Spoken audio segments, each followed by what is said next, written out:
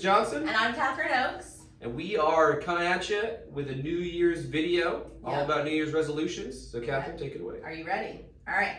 Do you have any New Year's resolutions you're particularly excited to tackle this year?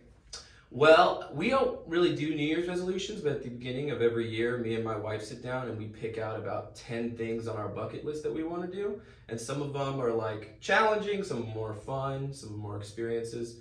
The two that I'm most looking forward to, or at least like are very interested to try, one of them is attend a UFC event. I've been to like every sporting event that you could go to. And I think the energy, not UFC. So that or golf. I haven't gone to that one. But most everything else I have, and I can't wait to do that. Those are like opposite spectrum sporting events. Yeah, but like I don't like baseball. Going to a baseball game is fun. What makes the idea of a UFC event exciting?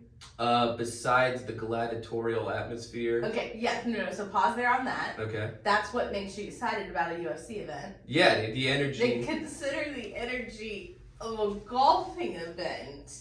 Yeah, I just think it's fun to experience different things. Like you go gladiatorial. You go to baseball and it's more like a fun picnicky kind of vibe, but it's still fun. And then you go to like basketball and everyone just kind of sits down and claps, but it's like, oh wow, look at them. And then football again. You did a golf clap. That's how the NBA sometimes is, especially regular season. And then I would say the other thing I'm looking forward to is on Rogan. I heard about the sleep deprivation tanks. I'm too much of a pansy to do the cold plunge. No. Sensory.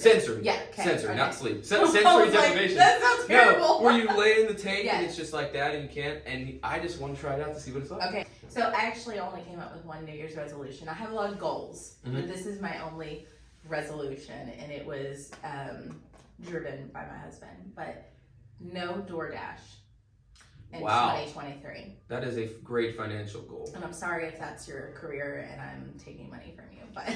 My wife got Sahib's and it was $34. It was just for her. And it was $34 when you added in the DoorDash thing. And I'm like, that's outrageous. Yeah, that's what's killer. And so I'm starting to say, if you're not willing to go get it, Catherine, you don't want it that much. Yeah. No. Granted, Jeffrey and I wanted DoorDash the other night, sitting at the house. Make him go get it. Well, I was like, okay, we really don't. We're not starving. So DoorDash often is used to solve starving when you let yourself get too hungry. We're just thinking, what's for dinner, ? And I didn't even end up eating dinner because I really was not that hungry, and I ended up making him a bowl of ramen. And I think he was like, is this the alternative to not DoorDashing? Like, forget this resolution. 18 cents, $50. That's what I said. So he didn't resolve for it. So if he's gonna ever be like, we want this for dinner, we want it now, I've already DoorDashed it, I'm not going to be like, that broke my resolution. But on my DoorDash account, that'll quickly become cheating by just having him order it. Exactly. But he's more against it than I am. So that's why I'm also like, if he ever agrees to it, then that's probably for good reason. That's good. Yeah. So we'll see how long that lasts. Okay. On a scale of 1 to 10, how likely are you to actually stick to your New Year's resolutions, or in your case, your bucket list resolutions? So we have 10, and we always tally it up at the end of the year when we do our 10 together? No, like I have 10 and she has 10. Okay. And last year, 2 years ago, I think I was 60%, and this last year I was 70%. It's like 7 out of 10. I usually miss the hard ones. Do you carry over? Oh yeah. I've been trying to weigh in at 195 for like 3 years. Oh my gosh. And it's back on the list. What else is carried over? Let's see. So that one was on there. Do a muscle up last year. I was trying to and didn't do it. Why didn't you do it? What? Why didn't you do it? Mostly because I'm not 195. That's kind of combined. I was prepared for you to use your knee as an excuse why you can't do a muscle No up, excuses. and I was like, no, that doesn't work. I like food too much. Okay, so scale of 1 to 10. Or are you looking at a percentage and saying you'll probably hit I would say 7 out of 10 chances. No, you have to aim more higher. You have to say this year you do 80%. Yeah, I think I could do 80. This year's list is because of my ACL, it's like a lot of exercise related stuff just because I just want to get back to where I was. So I think I'll be probably around 80, 70, 80. It's hard to get all of them because you want to do a couple that are challenging. Do you think the new baby is going to lower the percentage of your achieved bucket list? Because Karen's list is a little bit more centered around, I'm understanding we will have a new addition this year. I mean, it's one of her bucket list items. Yeah, maybe the new baby will. I hope not. We'll see. Or maybe you'll just like use the baby to exercise. do The some dad strength where you just hold one baby in church for like an hour, and then your bicep is, and they switch sides. Yeah, no, I could do that to get in shape. Auntie Catherine attempts that sometimes, and I'm like, why is my elbow shaking?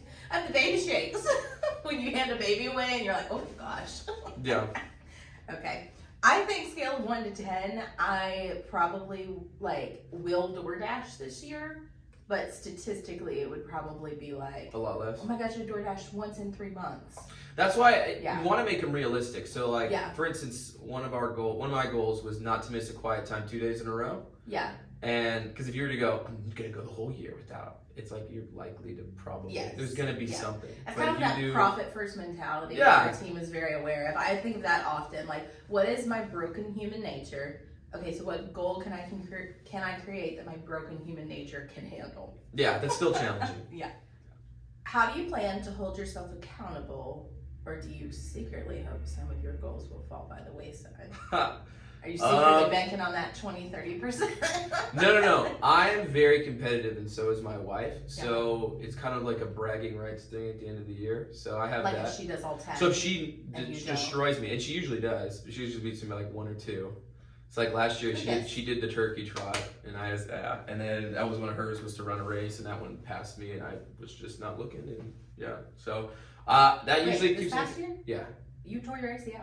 No, but that was one of hers. I'm like, I will never name drop but I will defend you in that one. That was one of her lists. Okay. So we were both at 6, and then she did that. One of them was to fly first class, and we were flying back from on a trip from Atlanta to Johnson City. It was like a 45-minute flight, and they bumped me to first class, so you got to check that off. Even though there was no service, it was just a chair that was slightly larger. But we were like, look at us balling up! Look at us balling up! That's hilarious. What is the question? How will you hold yourself accountable? So the competitiveness with her would be 1, and then if I really want to, then I would probably put like a monetary value that I'd pay out to an accountability person, like I did with you a couple times. Volunteer. To make sure that I'm doing it and not cheating. So. Well, I feel like if you're going off of competition, it hurts you to have identical ones with Kara sometimes. Like you both got. Wait, yours was I have a bet first class, not hers. Both of ours. Yeah. Both of ours. So then you both check them off. Yeah. So me and my brother have a bet. First one to 195. Okay. So right now, and then if I win, volunteer for money compensation for the other 9. Oh yeah, if I win, he has to take me to UFC events. So that's another one. Okay. And then if he wins, I have to like pay for a round of golf, but like at a bougie place. So, and I suck at golf, so he gets to like also win. I wouldn't recognize bougie golf. It's it gets expensive. Green putter. But those are the 2 ways. Like I think you gotta do it. Just try to compete. Well, my husband is my natural accountability for DoorDash because he's going to see it on the shared bank account. That's why you have a shared bank. What advice would you offer viewers who might have owning a home on their list of New Year's resolutions or their bucket list?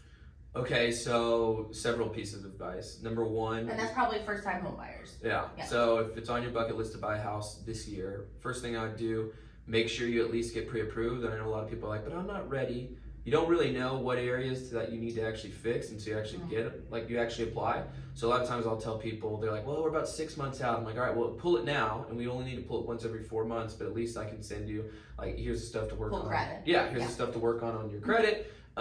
Hey, your debt to income ratio, like as it stands now, if you were to pay this and this off, then you're able to afford this much house.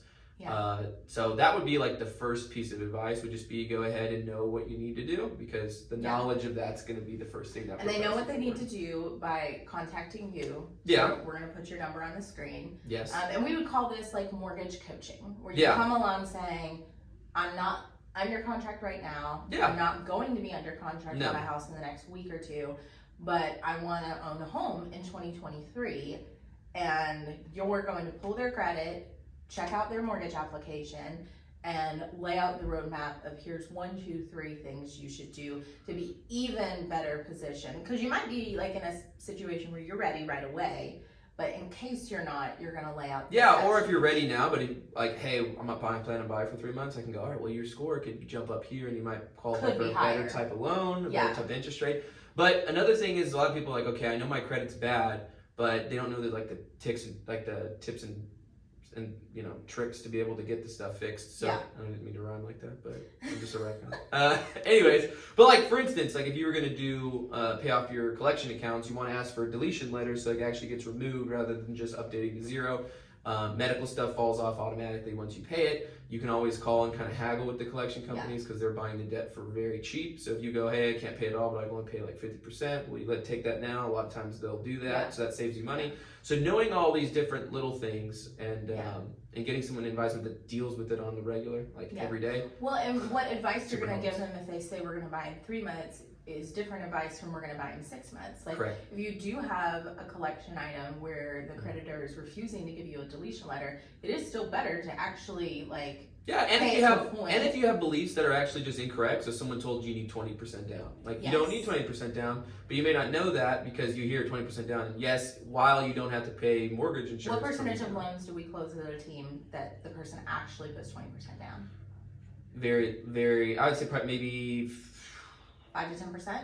No, I'd say it's still probably 30% that do the 20% down. But most people do 5%. That's typically like your regular, I want at least get the conventional, nice, good, more is going to be 5%. Yeah. So I would say those are kind of like the main things if you're looking to buy on this list. The other thing would be if you have debt, especially consumer debt, try to get it off your credit as quickly as possible. Don't make sure you're not late.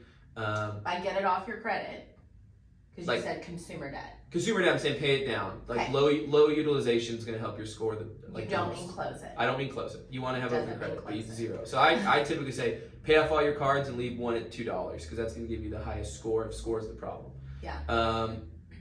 So don't open up cars, don't open up a lot of stuff that's going to inhibit you, or wait until your house is done and then you can start going elsewhere. But I would just say the most important thing is to know what you need to do individually. And they do that by calling you. Correct, and applying.